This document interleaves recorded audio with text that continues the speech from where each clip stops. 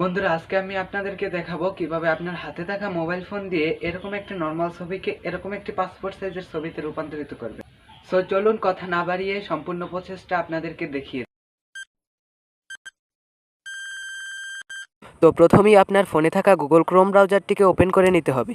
এরপর সার্চ বারে গিয়ে কাটআউট প্রো লিখে সার্চ করতে হবে। সার্চ করার পর আপনার সামনে এরকম একটি ইন্টারফেস ওপেন হয়ে যাবে। তারপর আপনাকে এই লেখাটার উপরে একটা ক্লিক করতে হবে।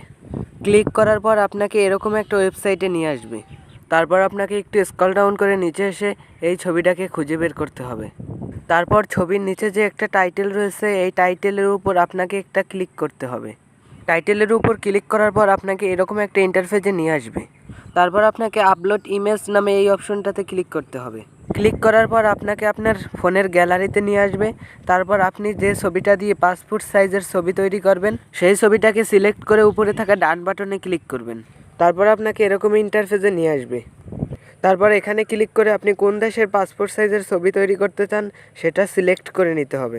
তারপর এই কালার আইকনে ক্লিক করে আপনি আপনার পছন্দ মতো একটি ব্যাকগ্রাউন্ড সিলেক্ট করে নিতে পারেন। তারপর এই পোশাক আইকনটিতে একটি ক্লিক করবেন। পোশাক আইকনে ক্লিক করলেই আপনার সামনে অনেকগুলো পোশাক চলে আসবে। এখান থেকে আপনি যে কোনো একটা পোশাক আপনার পছন্দ মতো সিলেক্ট করে নেবেন। তৈরি হয়ে গেল আমাদের পাসপোর্ট সাইজের ছবি। ছবিটাকে ডাউনলোড করার জন্য এই ডানে ক্লিক করুন। তারপর একটু নিচে এসে ডাউনলোড এইচডি এই অপশনটাতে ক্লিক করুন। ডাউনলোড হলেই অটোমেটিক আপনার গ্যালারিতে ছবিটি চলে যাবে।